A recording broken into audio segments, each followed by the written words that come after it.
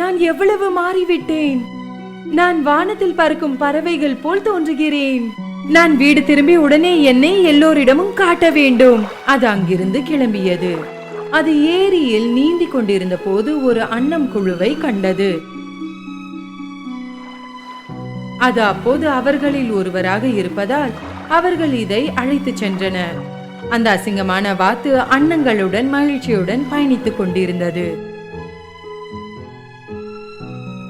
ஏரிக்கரையில் இருந்த ஒரு சிறுவன் அன்னங்களை கண்டதும் தனது நண்பர்களிடம் கத்தினான். அங்கே பார், எல்லாவற்றையும் விட அங்கு சிறிதாக இருப்பதுதான் நான் இதுவரை பார்த்ததில் மிகவும் அழகானது.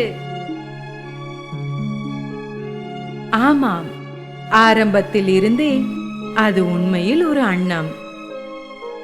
துரதிருஷ்டவசமாக முட்டையாக இருந்தபோது அது வாத்துக்களுக்கு இடையில் கலந்து கொண்டது.